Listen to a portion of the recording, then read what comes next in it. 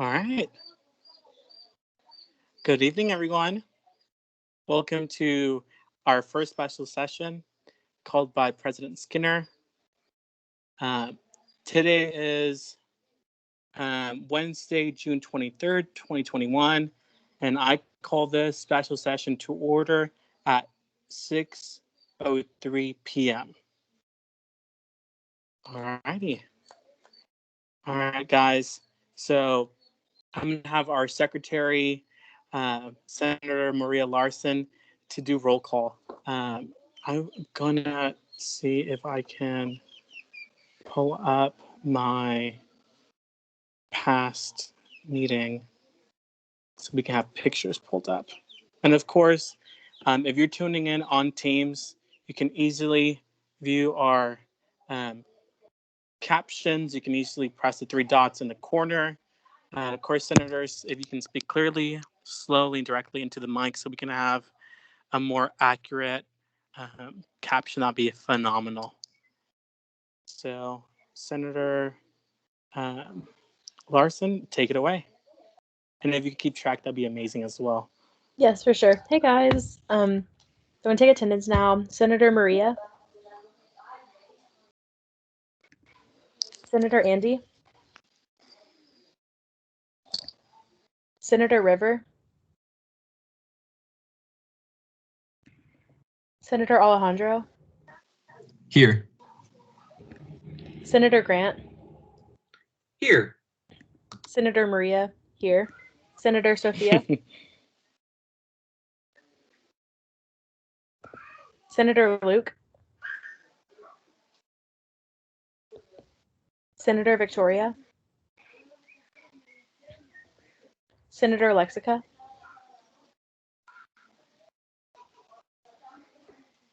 Senator Ted. Here. Awesome. So we have 4 senators in attendance.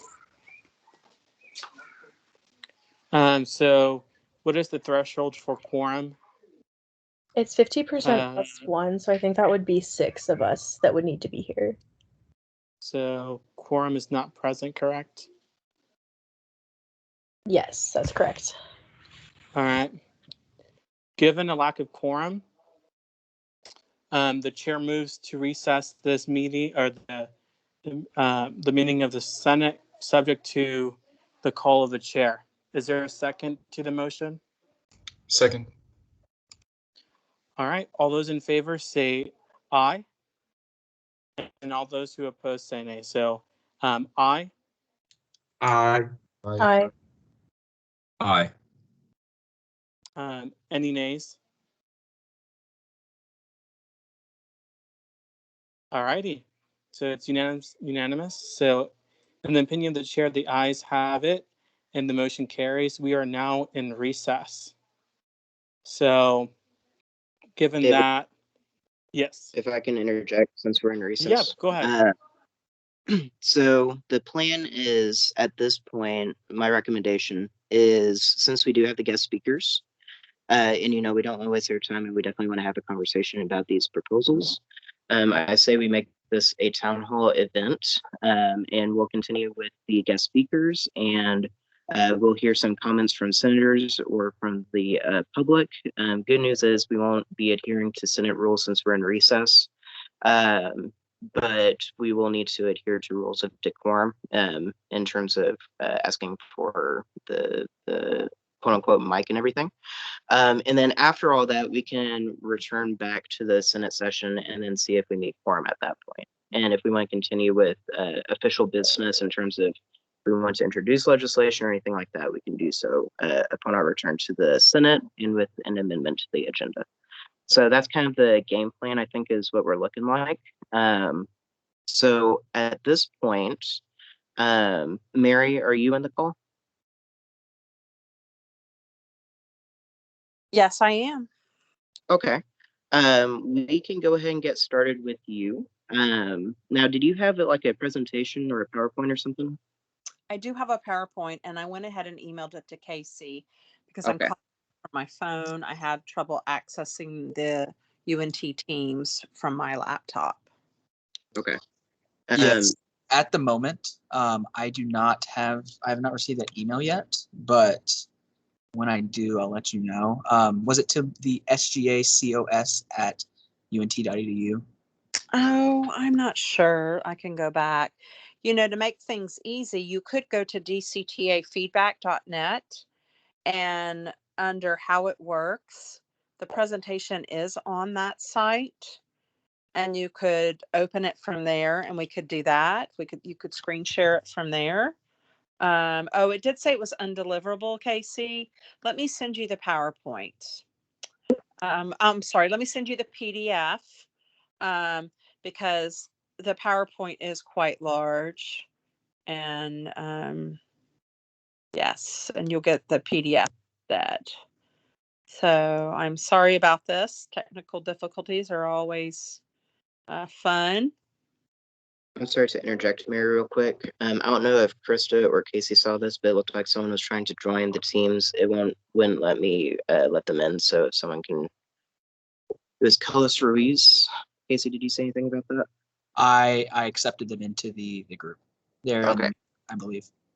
Okay. Excellent.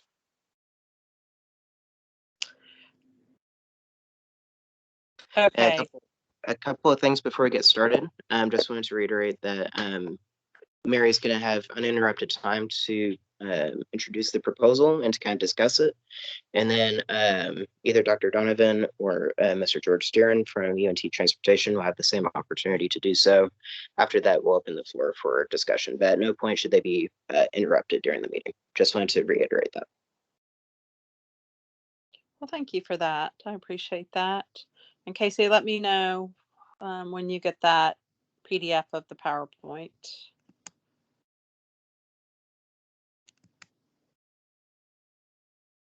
Yes, I'm still waiting on that email right now. And then just in case, under dctafeedback.net, where would it be located on the website for that those graphics? Okay, as a backup. I just got your email. Oh, great. Okay.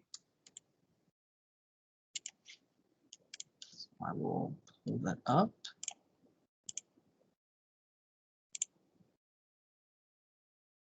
I have to download that real quick.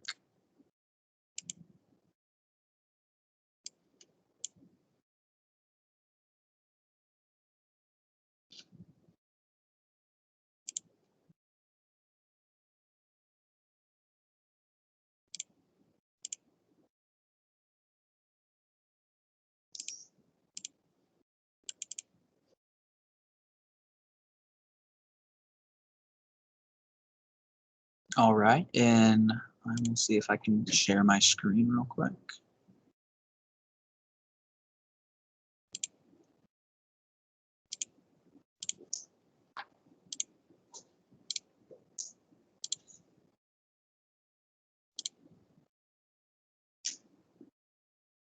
Great. All right, and then just prompt me when needed. I sure will. Well, I'm so grateful to be here tonight, and that you all reached out and your president reached out. We have been trying to get before a student body group from UNT because y'all's voice is important. So I'm Mary Worthington. I'm the Community Relations Director for DCTA. And under that title, I am responsible for seeking public feedback from our community in regard to any service changes that we may be proposing.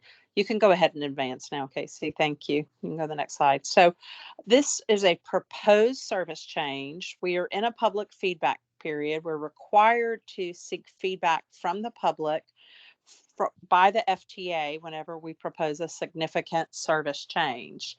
This is a board-led initiative, and we are doing this upon the direction of our DCTA Board of Directors. So I want to talk to you about the GoZone. We are proposing an on-demand service, and it is called GoZone. It is zone-based, so there's a Denton zone, Louisville, Highland Village zone, and then if you needed to travel between the two zones, you would take the A train except for Sundays. It's ride sharing. So you could be riding with other individuals on the van. The van will be what is the GoZone, a Chrysler Pacifica. It's app-based booking. If any of you all have taken an Uber or a Lyft, it would be similar to that, but it's designed for public transit, and that means public pricing. The GoZone is the DCTA brand, but the service, the software, it's all operated by a company called VIA. What GoZone will do, what it will replace is the majority of the Connect fixed bus routes. So a fixed bus route is, for example, not your shuttles on campus, but let's say Route 3 and 7 in Denton, or Route 6. In Louisville, it's routes 21 and 22. And then the GoZone would extend to further areas than what the bus routes are serving now. It's going to improve the customer experience with shorter wait times and then the streamlined booking process. So let's look at the benefits of the GoZone. So an improved rider experience, enhanced service delivery, and it will build DCTA service efficiencies. And then the graphics down below, it really breaks it out. You're going to have shorter wait times when you use GoZone. We will have bike racks on all of the GoZone vans. 365 days of service. Presently, DCTA does not operate on Sundays. The GoZone will remedy this, and we will operate on Sundays. It's wheelchair accessible, the convenient mobile app, and pre-book trips. This is perfect for individuals who need to plan out. I'm sorry, I have a cat friend who just jumped up here on the bed. And particularly individuals, from what I'm hearing and people I'm talking to, who maybe need to pre-book a medical appointment, and they want to have that in place, and they want to make sure that, everything's all squared away for their medical appointment. So now let's talk about the GoZone partner VIA. Next slide. So River North Transit is doing business as VIA. They were founded in 2012. And they're referred to as a visionary market leader. And what makes them so visionary and such a leader in this space is their software platform that they're able to provide that allows the service delivery. They have a technology that is just fascinating and really well designed, and that's what will make this GoZone work so efficiently. Now, these are other partners that VIA has worked with, other transit operations. I will tell you, close to home is Arlington, the city of Arlington. They have a VIA rideshare program, and the city of Fort Worth. I'm a person who has to try things out to understand it, especially if I'm talking to the public. I did go to Arlington and I did ride their VIA service, and it was user-friendly, efficient, low cost, and I enjoyed talking to a gentleman who was on the ride share. So that was my experience, and it was positive for me. So next slide. Let's talk about the fleets. It'll be a DCTA branded Chrysler Pacifica. The seating will be up to 6 passengers. You may not always have 5 other passengers on the van. It just depends on demand. And then again, back to that visionary leader and software platform, VIA will be able to scale the quantity of the vehicles on the road up and down based on the ridership demand. So folks have asked me, well, Mary, how do y'all know that you're going to be able to have enough of these vans on the road? That's going to be on all of the back end of that software, and watching, how many requests and how many people are riding, and adjusting, to that information. Now, here's a new concept, a virtual stop. So the plastic kind of bus shelters that you see around Denton with the bench, those will be replaced with what's called a virtual stop. The virtual stop allows you to have the pickup and drop off closer to your point of origin and closer to your destination. For those that are that qualify for ADA services, they can be picked up at their door and taken to the front of their wherever they are going, a doctor's office, a grocery store, that type of business. So it'll provide you with more pickups and more drop-off locations. Next slide. Okay, so let's talk about the fare structure for the GoZone. So we will have a 6-month fare promotion. So we're trading the fixed route access for GoZone on-demand access. And then we'll use the data to determine what a final fare structure will be. And that's slated for March 2022. So what does that really mean? That's kind of a little transit lingo. So the existing DCTA local or regional pass will still provide access to all services. So if you or someone you know has a pass that's a local monthly pass, a local yearly pass or regional pass, that's still going to be honored by DCTA. If a rider doesn't have such a pass, what it will cost them to use the GoZone vehicle to one stop is 75 cents. And then it's 75 cents to go home. And that again is a 6-month fare. Next slide, please. So this is the GoZone booking process. I'm not going to spend a lot of time on this because I feel like this audience is probably familiar with apps and booking and seeking a service online. If you're not familiar, what I want to say is it's a really easy step by step. It will guide you, through the process. You're able to see in real time where the GoZone van is, what your driver's name is. At the end of your ride, you are able to rate your driver, and then no tip is expected. You are not going to be asked for a tip. And so there's 3 phases to this GoZone campaign and rollout. We're going to begin with a base service that extends beyond the existing fixed route. So again, at the very beginning, I said, one of the benefits was we'll be able to go further. We'll, reach more people in Denton and Louisville and Highland Village. And then there's going to be some add-ons where we'll supplement the base service with some enhanced service areas and increased days and hours of service. So I'm going to go to the next slide because that's where we really get into the different phases. So the base service will launch on September 7th, and it replaces, as I said, the Connect fixed route service. The zones will be enlarged in Denton and Louisville Highland Village, and the service will be Monday through Saturday, and then there will be extended hours of service. So you could ride GoZone Monday through Thursday from 5 to 10 p.m., Friday from 5 to 11, and then Saturday from 8 a.m. to 8 p.m. But you must ride within your zone. So Denton, your ride must originate in Denton and end in Denton. And the same thing for Louisville Highland Village. Now for Louisville Highland Village, that's new. And those folks are getting the addition of being able to travel between the 2 cities. Okay, next slide, please. So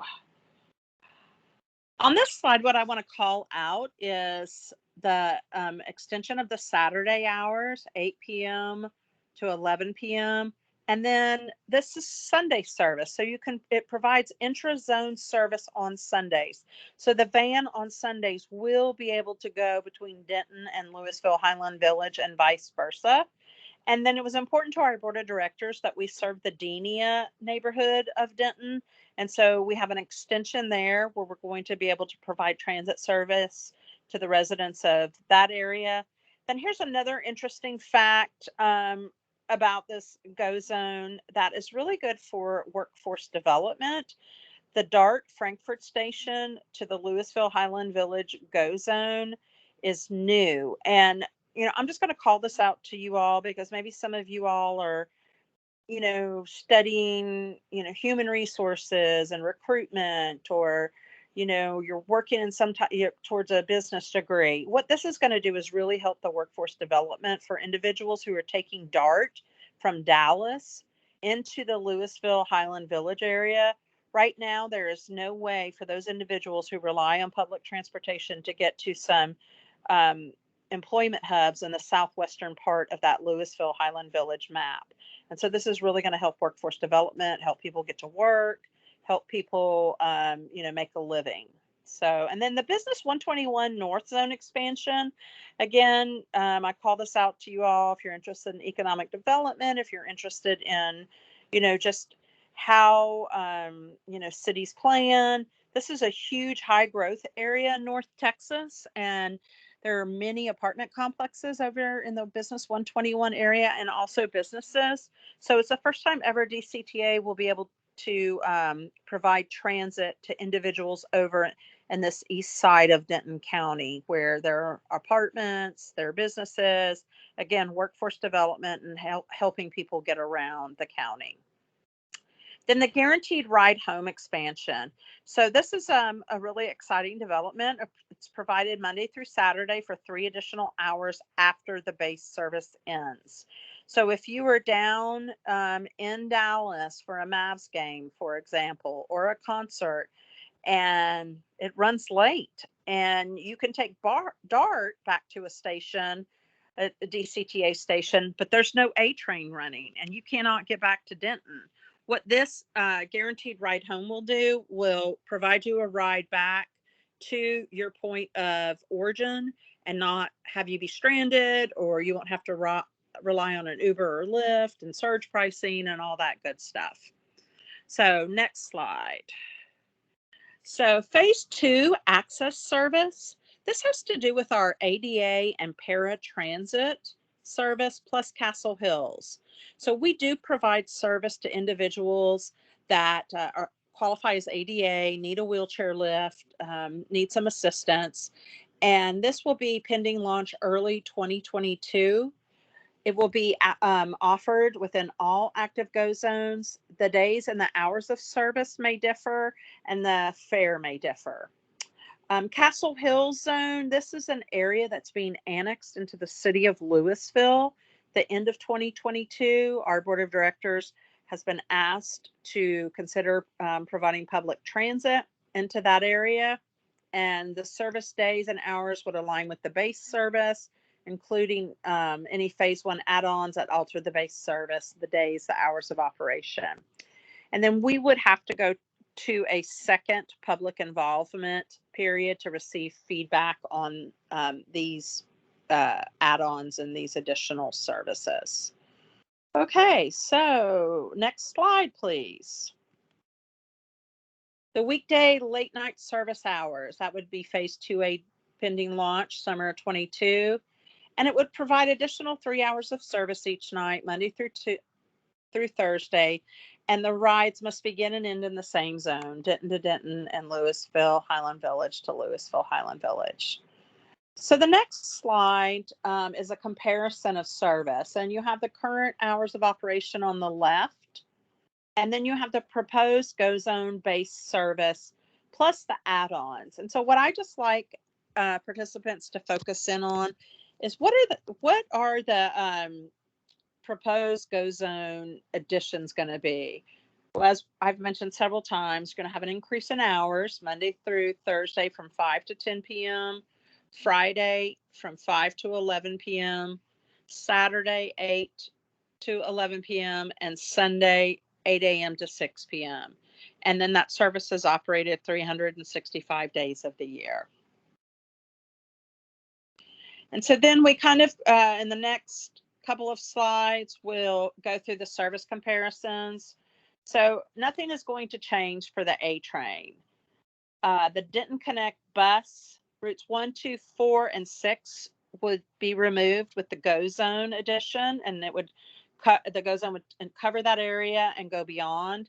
And then routes 3 and 7, which are of particular interest to our UNT partners, would operate for the first 6 months of GoZone in order to help make the shift and the transition to GoZone.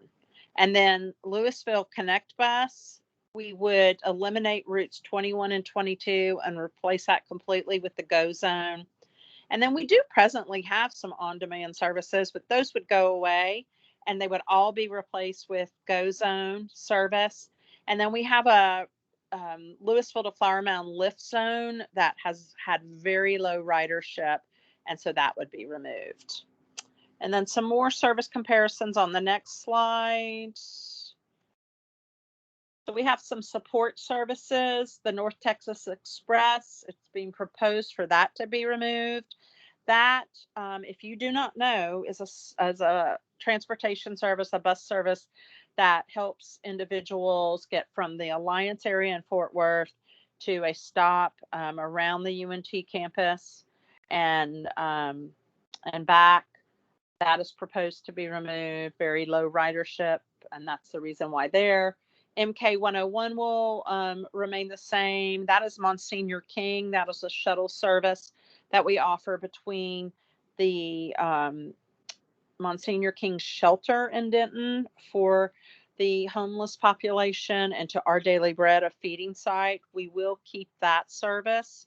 The access service will remain the same until phase 2A, as mentioned previously. And then we have a van pool program that we operate, and that will remain the same. And many people don't understand a facet of transit is that we have contract services. So we contract with different cities in the North Texas area. So we would continue our contract service with Collin County. We would continue to contract the Capel Lift program, the Frisco Demand Response, and then, as mentioned on the previous side, eliminate that Louisville to Flower Mound lift zone. So UNT shuttle service, all campus shuttles will remain the same. And the UNT late night lift program remains the same. And then here's what's new is students, faculty, and staff will acquire appropriate fare. You'd have to pay a fare to ride the GoZone outside of campus. So that would be different for UNT. And then the new areas of coverage is the extended Saturday service, the addition of the Sunday service, Deenian neighborhood expansion, that business 121 area that I pointed out on the map, and then the Castle Hills zone expansion. And then the last slide is probably the most important slide and the most important bit of information to communicate. On this slide is DCTAfeedback.net. That is our feedback microsite where we are asking the public for their feedback. And you can give feedback in several different ways. You can look at the map boundaries. You can make comments about where you think DCTA service and the GoZone needs to be. I encourage you to look at some of the comments already on the maps, and you can do a thumbs up if you like it or a thumbs down. You can also look at the fare structure and give feedback about that. You can just give general feedback. And then we have 3 surveys, and we need the public to participate in those surveys and give us feedback that way. You can also email me if you need more information or an explanation of things. And then I'm always available to any constituents, anyone in our public that has questions about the GoZone. I have made a lot of presentations on this. You can see that the deadline for any question and answer sessions is April 19th. This public feedback period ends Friday. I would still take your questions if you had some tomorrow or Thursday or Friday, or Thursday or Friday. Today's Wednesday. So at this point, this is where we open up the floor for any questions that you may want to ask in this meeting. If I can't answer the question, I will get back to you, but I will need your email put in the chat. If you don't want to ask the question and maybe you just want to put it in the chat, that's great. And I did see that this meeting was being recorded, so I would respectfully ask for a transcript so I could have the questions to be able to respond. And so that's it. The floor is now open for any questions about the GoZone.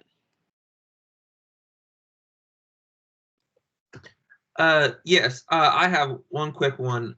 So, not being so into the knowledge of like the drivers, for example, but if reasonable doubt is that the bus drivers that we have now for the DCTA bus drivers we have now, they are probably trained to drive such a big vehicle, correct?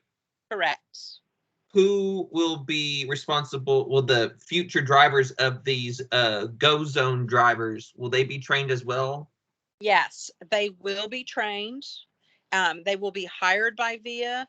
They will go through a complete training, safety training, background checks, safety as far as interacting with individuals, but safety also is operating vans.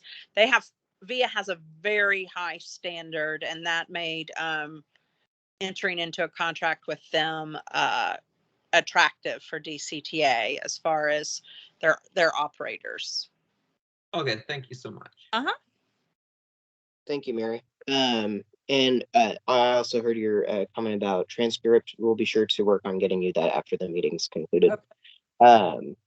I think I saw Kellis Ruiz's hand up next, so you can go ahead and make a comment or ask your question. I will just reiterate, questions and comments should be germane to the topic at hand and should be respectful towards the speaker at all times. I meant to mention that before. I do apologize. But yeah, sorry, Kellis, go ahead. Oh yeah, so I have like two questions. One to Miss Worthington, the other to SGA in general, because this is like the first time I've ever been to one of these before. My question to Miss Worthington, is there any way you can link those surveys, the public surveys in the chat? Sure. If I could have maybe Casey do that, if he could put the DCTA.net in the chat, or dive deeper into that microsite and go actually to the surveys, that would be great. Okay, awesome. And also to SGA, is there like a comment period after both speakers, or should I comment now? And is there like a maximum amount of time I have? Kellis, so this is a town hall, so it's going to be somewhat controlled, somewhat loose. I would recommend saving comments after both speakers have spoken, so that there's as much information out there as possible, and then kind of going from there. Does that make sense? Absolutely. Is there like a time limit? Do you want me to keep it to like 3 minutes or like 2 minutes? This is for later. Yeah, sure. I'd say just keep it germane, keep it pertinent to the issue at hand. If it is going too long, I'll let you know. Okay. I don't want to people, but at the same time, I do want to respect everyone's time here. Okay, awesome. Thank you so much. Yeah, no problem. And then I think I saw it might have been Maria's hand up next. So Maria, you can go ahead. Thank you. Hi, Mary. Thank you for presenting to us. This cleared up a lot of my questions that I had about the program. But one thing that's still kind of lingering for me is I know that some people who use public transit don't have access to technology. And I know you said that people can request rides through an application. So how can people who don't have access to technology still take advantage of the service? Oh, that's a great question. And so individuals who don't have a smartphone to use the app can call our customer service number, and they can arrange a ride through customer service. Also, if you don't have a smartphone, but maybe you have a computer, a desktop, you can still arrange service that way. Awesome. Thank you. Mm-hmm. All right, I think I saw Ted's hand up next. Yep, thank you. I got two quick questions for you, if you don't mind. And my first one is, what are some of the downsides that the DCTA has identified when it comes to the implementation of this program? Well, you know, we're in a public feedback period, so we haven't started to analyze all the feedback yet. The thing for our board of directors is it was very important to them that we be able to serve and provide transit to a larger part of the county. So this rideshare program will allow that and not be limited to just fixed routes. We will present the findings of the public feedback period to the board of directors in July. So that's when I could tell you what the downsides are. I will tell you that, you know, we're starting to see some themes of concern, and I don't want to speak before that's presented to the board. But I do want you to know that that information will be available in July when the final report is given to the board. All right, thank you very much. And one more thing. As far as I'm aware, student access to many of the bus lines that are going to be shut down are paid for by our student fees. So when these bus lines are shut down, will that mean that transit costs for UNT students will increase? I don't know. I can't speak to that. What I do know is that DCTA and UNT Transportation are in constant communication about how to best provide transit for students, faculty, and staff.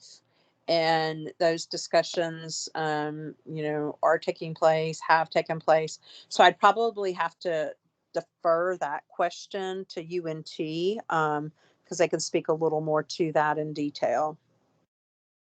All right, thanks a bunch. Thank you.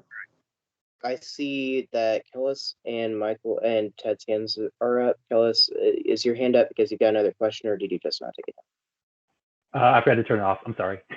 Very fine. It doesn't look like we've got additional questions for Mary, so we'll continue to Bill Donovan. Bill is or George, whoever's speaking on behalf of UNT Transportation, and they will present UNT's perspective on all this. Is it going to be Bill or George today? Hi, Devon. This is Bill Donovan. George, I think, is on the call, but I can speak on behalf of our department.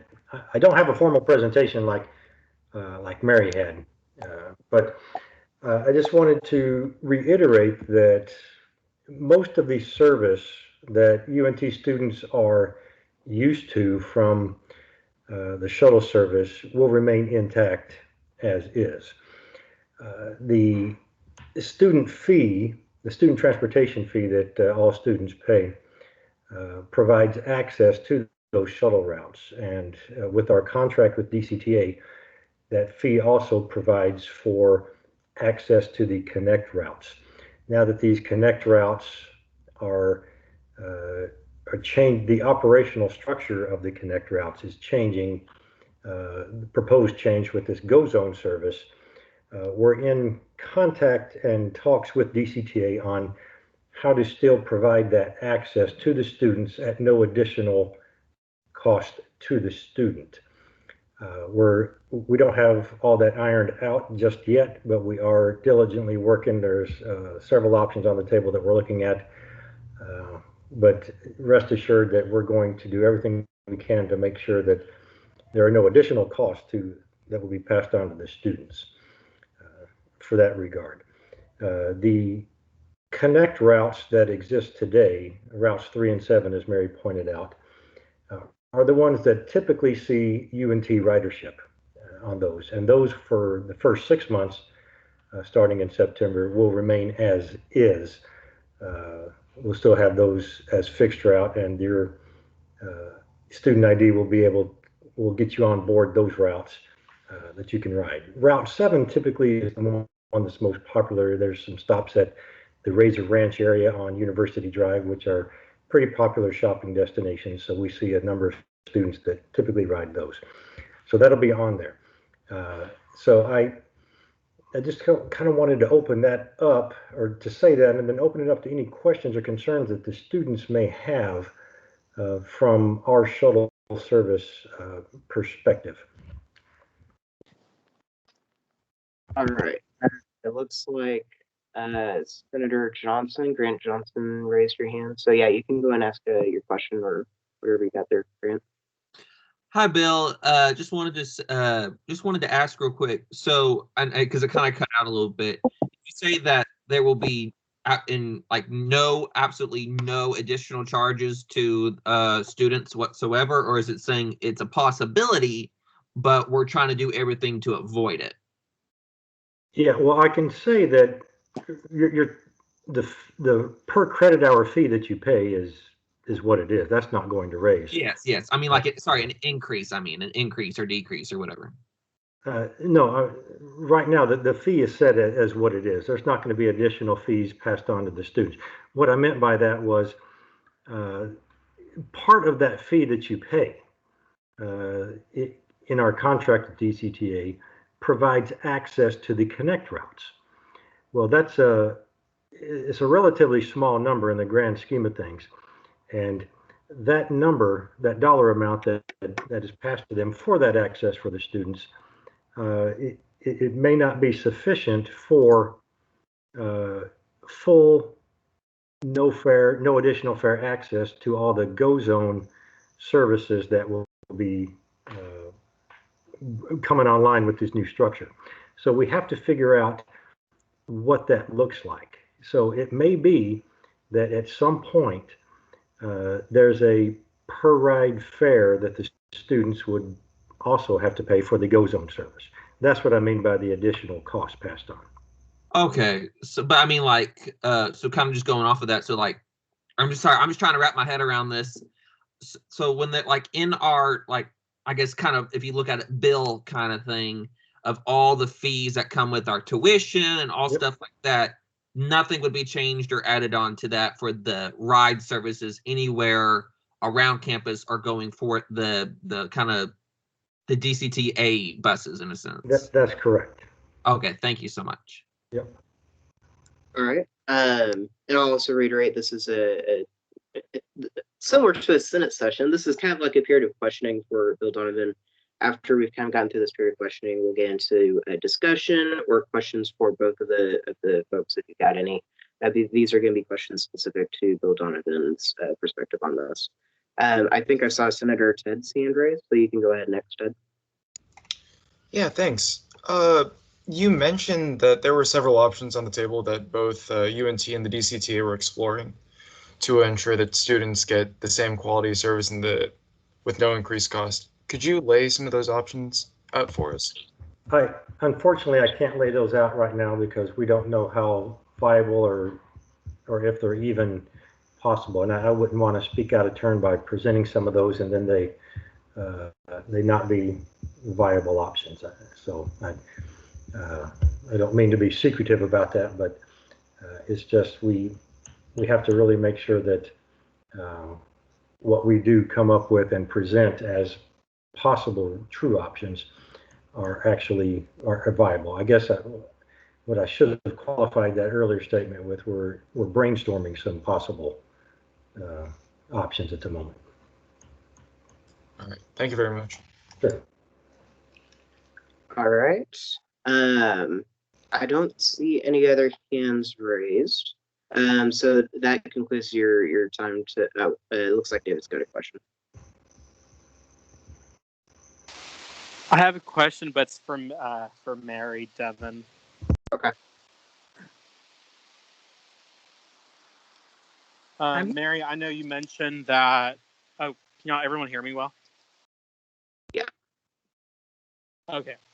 So I know you mentioned that with the implementation of the GoZone, some of those connect shuttles will be discontinued. And I know currently with the connect shuttles, UNT students get free rider share. Will there be a timeline where, or even it's possible that UNT students will pay no cost to use that new service of the GoZone? Well, I don't know who said it, but anything is possible, right? So what is very important in this open public information period is for that question to be asked. And, if it, and I think that our board of directors needs to hear that from students. So that's where you would go to the DCTA feedback site, feedback.net, and ask that question.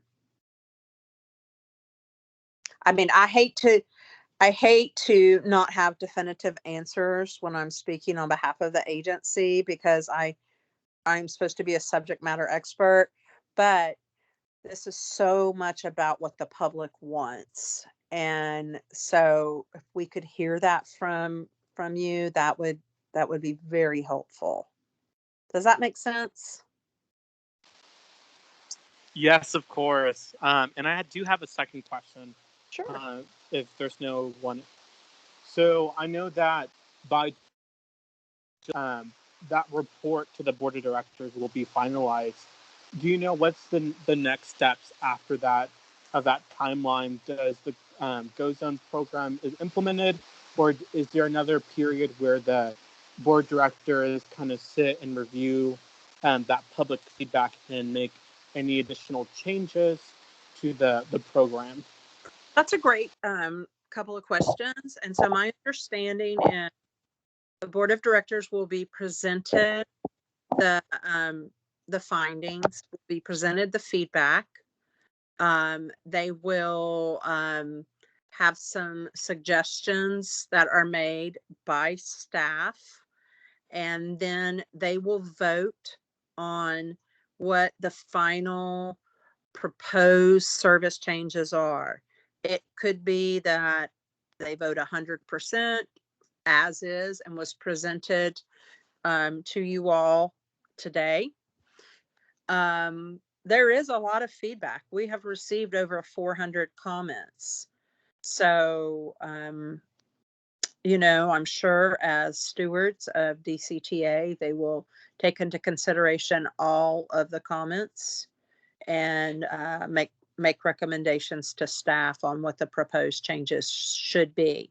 You are able to watch board meetings because it is a public meeting. And if you're interested in this process and learning more about public transit and government transportation, I encourage you to watch the board meeting. There is one tomorrow, and some high-level themes, I believe, will be presented to the board.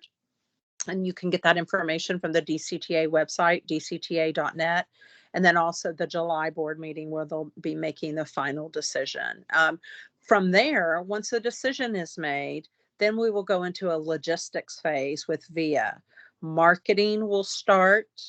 We will start providing training to all of our riders and constituents. We work with a lot of nonprofits in Denton County, so we'll be working with our nonprofits for them to teach their clients how to use the new program.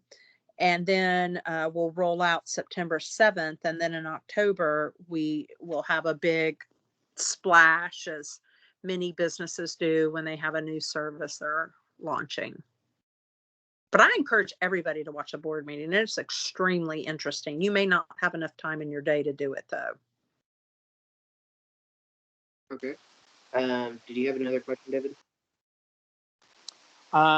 She kind of covered my last one that I had about how the form is for those board director meetings. So thank you so much for spending time with us and answering some of our questions. Oh, you're so welcome.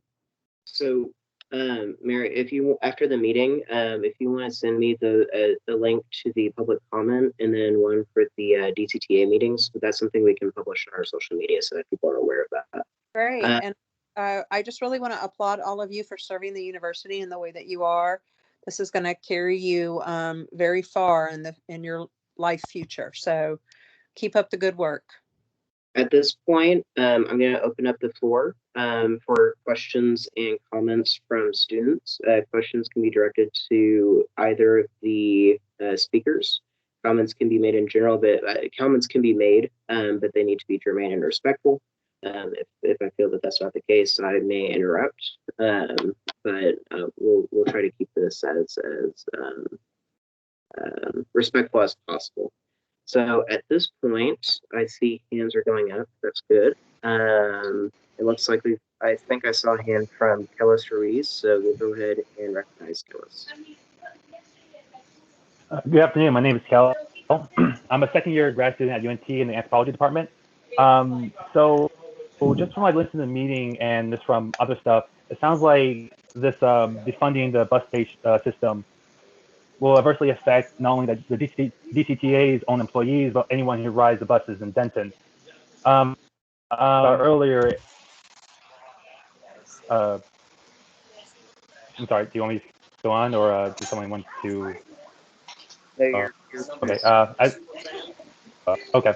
As we discussed earlier, that a portion of our own tuition goes and allows us to have the ability to ride any Denton buses free of charge. And as we all know, after February, all of the Denton Connect bus routes will be closed and replaced with GoZones, meaning at this current moment, most of the students will be paying for the service off of the fees we already pay, while the residents will face the uncertainty of rising prices, as the 75 cents is only a promotional fee that will eventually leave. So also the DCTAs during the last board meeting talked about a 50% cut in bus drivers, which is very concerning, while the VI app, which is the company in charge of this, for the rideshare services in Arlington, and their app has many reviews complaining about wait times, increased fees, and the distance to walk to a pickup point. So I'm going to try to get it straight. So for VIA services, you must first request it, then walk to a GoZone, wait a bit, get picked up, dropped off at a different GoZone, only to walk again to your destination. It sounds like we already have something like this. It's called a bus. And I will also like to add that all of the GoZone solutions are solutions to problems that the DCTA created and can solve without the GoZones and without getting the buses. At the end of the day, this is just another privatization effort. Heck, even the city council is starting to recognize this, as yesterday, they just voted not to renew the $40,000 a year contract with Bird Consulting, one of the architects for these GoZones, in response to like public pressure. So I'm hoping as a UNT student that the UNT and the SGA does a sensible thing and stand with bus drivers and residents and their students' wallets, and not with DCTA and an out-of-state, non-Denton company. Thank you. Thank you, Kellis. It looks like the next speaker we have is Senator Grant Johnson. Grant Johnson, you're recognized. I just want to say, first of all, Kellis, wonderful comment. That was very powerful. Loved it. I would say I am conflicted because UNT, we do take pride. I mean, I've personally have formed relationships with the DCTA bus drivers, for the ones who kind of have a little bit more on the frequent routes, and they're very friendly, very lovable, and they know their stuff, and they're very respectful to the students. So other than, you know, if there is any price increase for any type of UNT students, I will not vote. I would vote no on it immediately. But what will happen to those DCTA, let's say, bus drivers who are then going to not be able to, will they be transitioned into driving those vans, or will they just be like, you're fired, basically? If that's my comment. Are you addressing that to Mary Worthington? Yes, Mary Worthington, yes. Oh. So what I can tell you that is factual is 40% of the fixed route services will be cut. What we know, according to VIA, is that they will open up their application process, and any DCTA driver, and actually they drive for DCTA, they are employed by North Texas Mobility Corporation, so they're not a DCTA employee. But any bus driver will be able to apply with VIA based on the job postings and the recruitment that VIA has. Okay. Senator Alejandro, I think you were next on the list, so you're recognized. Thank you. I just had a general question for Mary or Bill, whoever might have the answer for that. With like Uber and Lyft, rideshare companies that are already a little bit more established and people around Denton might be a little bit more familiar with, beyond just like having a more fair price, what kind of competition do you guys kind of expect to see as you transition from bus routes into that rideshare?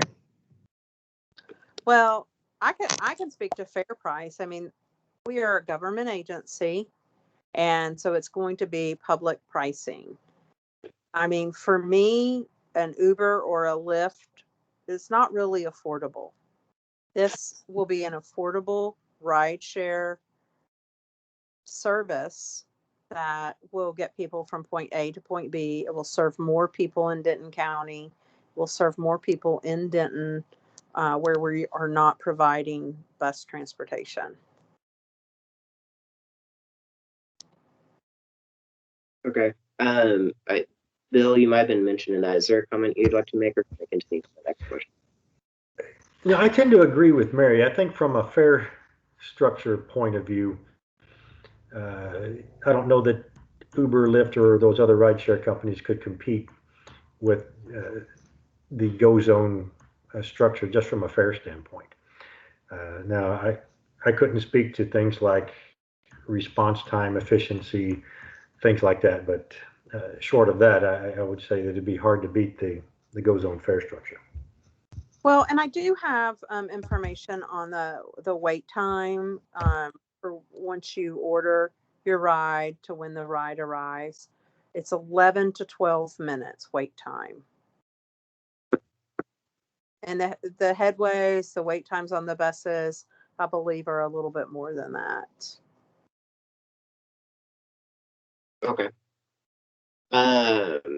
Next, I think I saw Senator Ted. So, Ted, do you recognize? Thank you. I would, I'd just like to share a couple of my concerns if, either of the speakers would like to respond to them afterwards.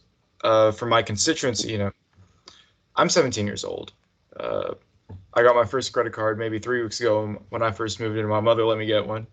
And I know full well that a lot of the members of my community don't have access to those kinds of banking services. They don't have a credit card, a debit card, they don't have bank accounts.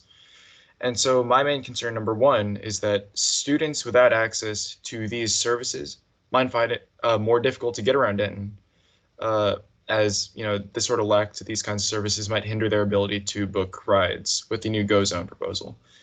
And number two, I really am wary about the fact that we don't know what pricing is going to look like for UNT students, because the fact is, it scares me that the potential for transit costs to increase is very. Let me rephrase that. I'm worried that student transit costs might increase. A lot of the constituents that I represent come from low-income families, and I think that any cost, no matter what it is, might put undue strain on their finances. Thank you. I will address the issue of what we call unbanked individuals that don't have a credit card, maybe don't have a bank account. There will be a way to pay on the actual GoZone vehicle. There will be a fare box where individuals will be able to put in their cash fare. We also have had several discussions with VIA about how to help individuals who are unbanked and need transit, and perhaps a nonprofit that they're working with would be able to buy some sort of pass to distribute to their clients. For students, I don't know if that's a possibility, but your concern is extremely valid. And as we progress through this, besides the cash on the fare box, perhaps there would be some way for students to, get some sort of pass if they're unbanked. I'm just being creative here, and because I have a heart for individuals who maybe do come from a low socioeconomic background. How can we help them get around? Bill, did you have a comment, response? No, I think the concern that students might have to pay more for services that they currently have access to at no additional cost. I get the concern, and we're working very hard with DCTA to figure out whether we need an official amendment to our contract or what we need to make sure we're not putting any undue stress, financial stress upon the students. It's not easy trying to operate within the fee structure that we do get. The fee that the students pay for credit hour has not changed in nearly 20 years. And operational costs don't remain static. So we're doing everything we can to make sure that we operate within the budget that we're given from the university, that reflects the student fees. But rest assured that we're going to figure something out to make sure that we keep any impact to the students at a very, very minimal level.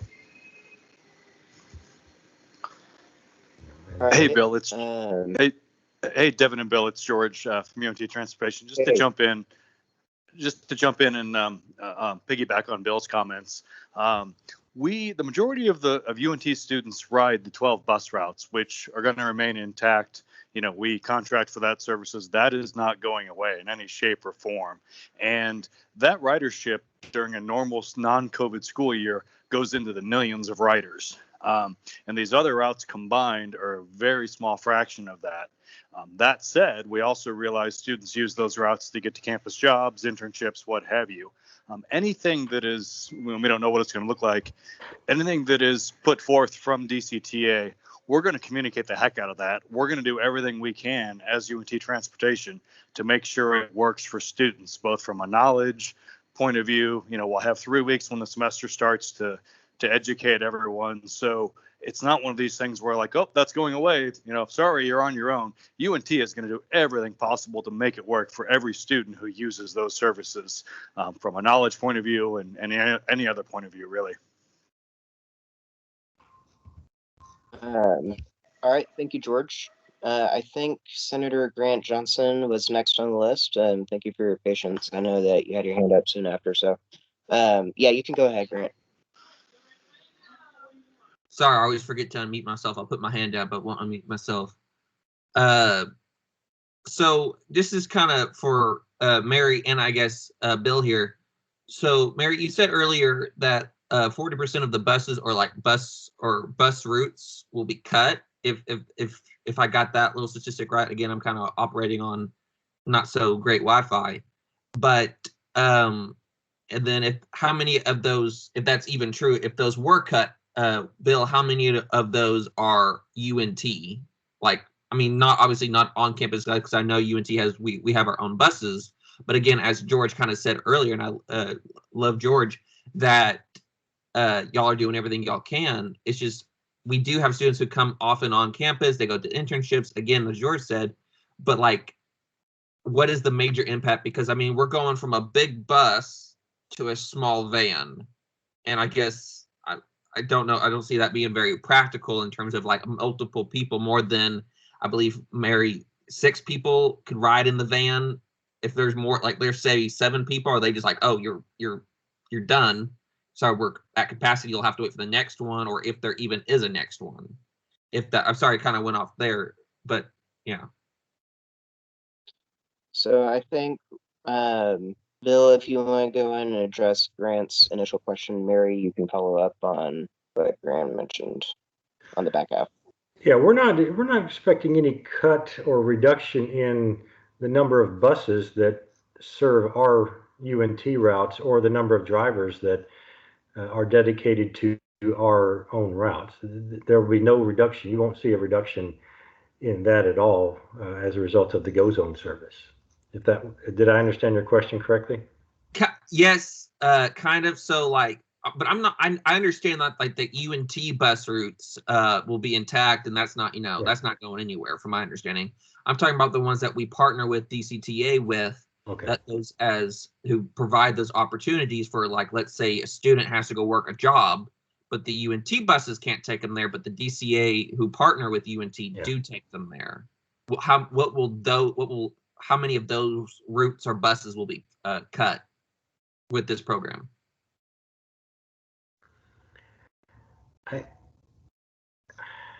I know that's probably a hard question since everything's kind of philosophical right now. If there's like maybe a rough estimate, or if that even is a appropriate question at this time. I'm sorry to interrupt real quick, Mary. I saw you were speaking. Just letting you know you were muted. So just to go back to the presentation, and it's probably a great idea for all of you to get that presentation and look back at it after tonight's meeting. But all UNT shuttles will continue. Those will not be cut. But the Denton Connect bus routes those will go away and be replaced with GoZone, except for routes 3 and 7, which will continue to circulate and operate for 6 months. But Route 6, Route 1, Route 2, those routes will be eliminated and replaced with GoZone. And then I heard you have a concern or express a concern about, if there's a 7th person and they need to get on the van. Well, remember in the presentation, the great thing about VIA is they're going to be able to scale up or scale down according to demand. And so if the 7th person needs to get from a UNT location to get to their job, another van is going to be sent out. Mm-hmm. And so that's my understanding of how that will work is the demand will be responded to. Mm-hmm.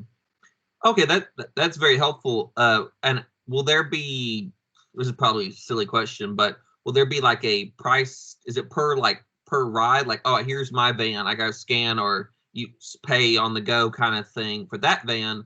But then let's say another van I need to get in that 7th van. Will there be an increase in charge, or is it the same rate for every van? Or for 6 months, mm-hmm. if you're going from campus or the edge of campus to a campus job somewhere, let's say over on University, your ride is going to be 75 cents. Okay, and then do you know what will happen after those 6 months? Is there a price on that, or is that just basically that still hasn't been determined yet? That's going to be based on ridership and how people respond to the GoZone. Mm-hmm. All right. Thank you. That's my you answered my questions. Thank you so much. And Casey just put in our chat the presentation, so we'll take a look at that. Thank you so much. Thank you so much. Great questions. And so y'all did address the fare. I think David, you dropped a question or a comment in the chat asking about fares. Does that answer your question, David? Yes, it answered. So it'll be 75 cents per ride, correct, correct. Mary? Correct. And now then, you can also, David, you can also use that GoZone pass to ride the A train. So perfect. Did not know that. Yeah, so you can ride. There was a slide that had a graphic to that effect. But let's say you want to be picked up at campus and you want to go to the Denton Downtown Train Center because you're going to ride the A train to Dallas or wherever your home, maybe your home might be one of the other suburbs in South, the Metroplex. You can ride the A train with your GoZone pass. So to my understanding, that 75 cents, it's from the place I get picked up to the destination I want to end up with. Correct. And that includes that driver taking me to the train station, and then I don't have to pay additional costs to get on the train and then continue. So it would pay for the entire trip. Correct. Okay. And do you know? Oh, sorry, Devon. Very fine. If you had another follow-up, go ahead. Yeah. So I know you mentioned that after that period of time, there's going to be maybe an update in price or a new price. Do you know an estimate time of after that first period when they'll roll out the new prices for that next phase? In March of 2022. Perfect. All right. Yeah, so it looks like next we've got Killis Ruiz again. I do apologize for the delay as we cycle through this. I also see you dropped a question in the chat. If you just want to ask it during this period in which you've been recognized, you can also do that. You want me to do it right now, or? It's your time. You can ask or say whatever you ask or say. But I was just you dropped, so I just wanted to. Okay, yeah, this is for Ms. Worthington. So after the 6 months, after the promotional price expires, will the new price be static and won't change like the actual bus fees for like regular non-UNT students, or will it increase and vary later on? I think bus fares are always subject to change just based on the economy and the demand. I would hate to say that, once the fare is set in March, it's going to be forever and ever. And fare structure and fees are a board determination. So, I definitely can't say yes till they'll be static, but I think the board will give a lot of thought to what an appropriate fare is. But will it remain static? I don't know.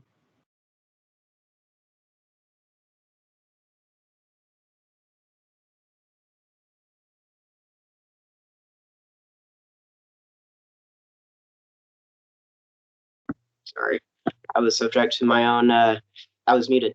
So, do you have a follow up to that, Kellis, or are we good to move to the next speaker?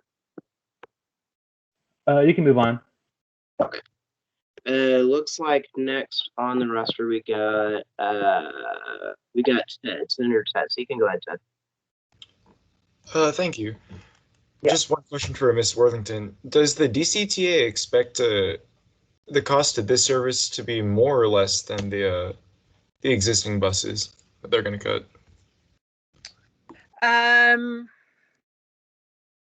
I would have to get back to you on that. I am not certain of what is the most updated information on that, sir. But if you would please put your email in the chat, and then I will speak to our executive leadership team tomorrow and send you an email response.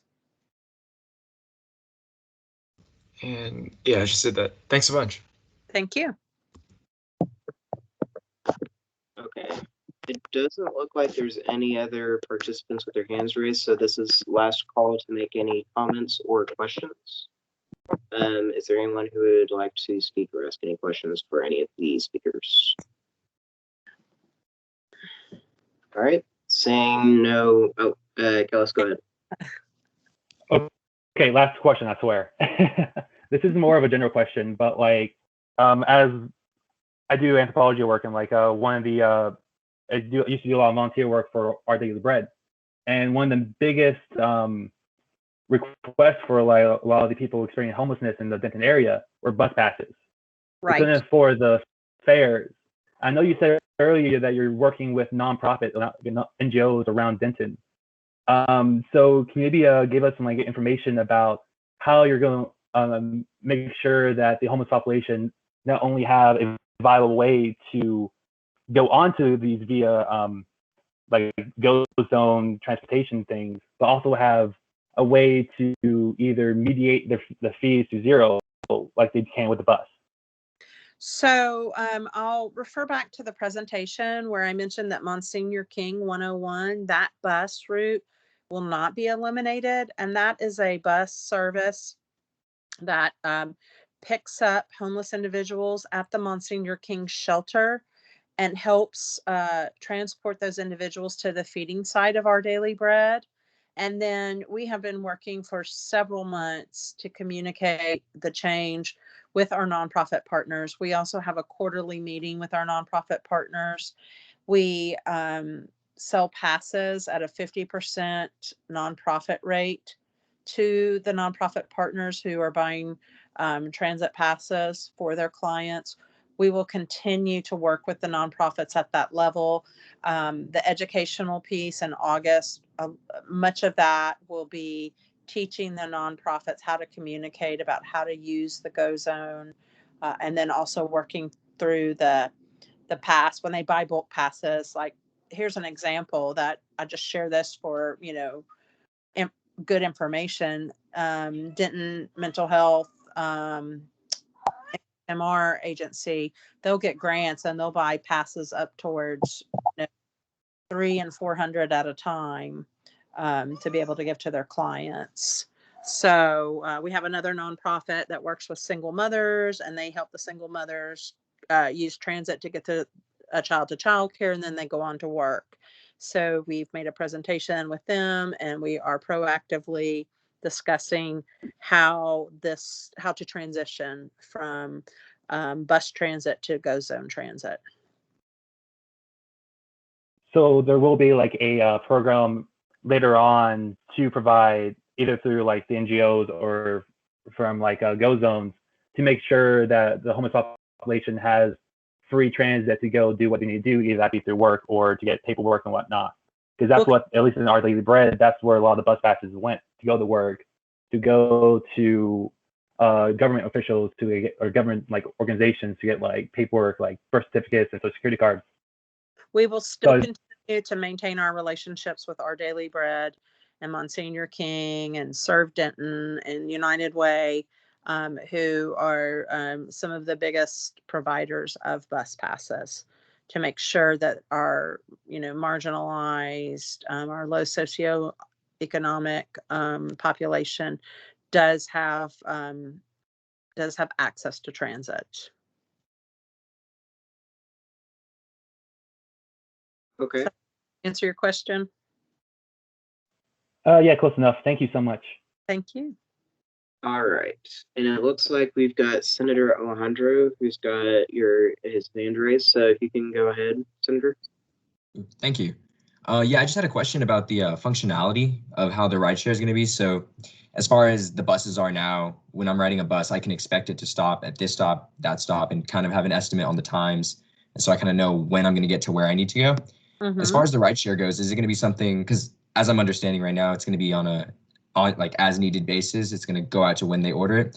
Is it something where once I'm in that rideshare, I can expect to go straight to my stop without having to worry about it? Or is it going to be maybe they need to stop here, maybe they need to stop there?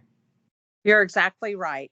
So when you order the ride, if you're using the app, it will tell you when it's going to pick you up. It will tell you where you need to be standing to be picked up. It will even show you the van as it is approaching your stop.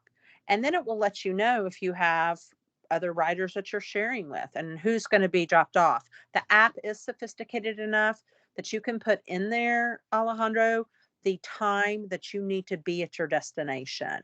And then it will work out the route from that. So if you are being picked up at 11 a.m. and you need to be at an 11:30 doctor appointment, you can say need to arrive, if you want to be there 10 minutes early, 11:20 or 11:30. But that is all built into the app, and I think it's a really cool feature.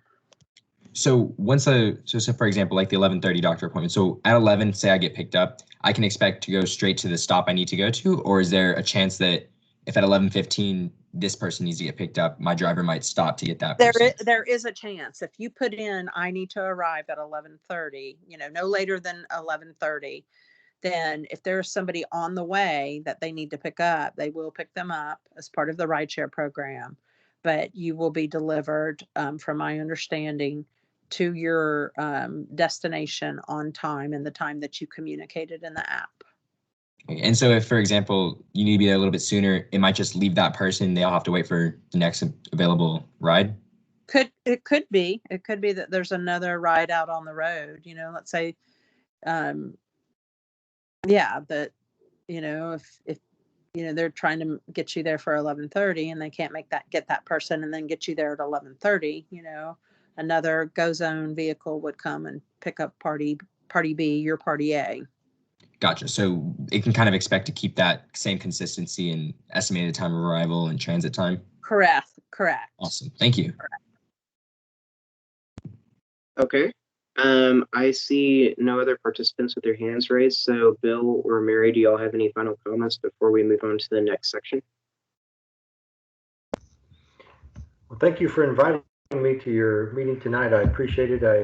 I enjoyed the interaction, and of course, we're all available for outreach and anything else that you may think about that you want to ask, or any comments that you want to make. I appreciate the time tonight. Thank you. Yes, and that's the same for me and for DCTA. We're so happy to be able to communicate this to students and of UNT, and we're really relying on your feedback. So I just ask you to go to that site and give us feedback. All right. Well, on a personal note, I thank you both, Bill and Mary, for coming tonight. I recognize this kind of short notice, and this kind of moved quickly, and I do appreciate the time you all took out of your day to be here. So at this point, I have a recommendation. Y'all can stick around if you want. I don't know if we're going to be able to meet quorum for our Senate meeting. But David and the senators present, my recommendation is that the chair calls the meeting back to order.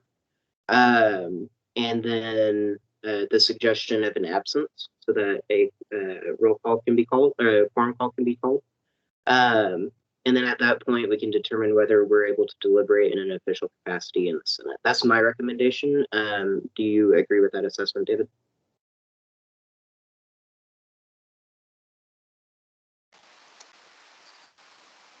I do. Okay.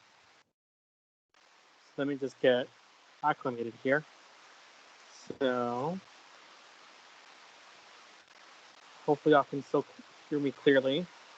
But all right, so the chair reconvenes this meeting of the Senate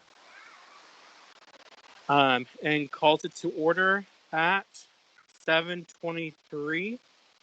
The chair suggests an absence of quorum, and then Secretary Larson will call the roll again to see if we have quorum present. Senator Maria Velasco. Senator Andy. Senator River. Senator Alejandro. Here. Senator Grant. Here. Senator Maria. Here. Senator Sophia. Senator Luke. Senator Victoria. Senator Alexica. Senator Ted. Here. So we are in the same place we were before with 4 senators present, so we are not meeting quorum. All right, since quorum is not present, we cannot conduct official business.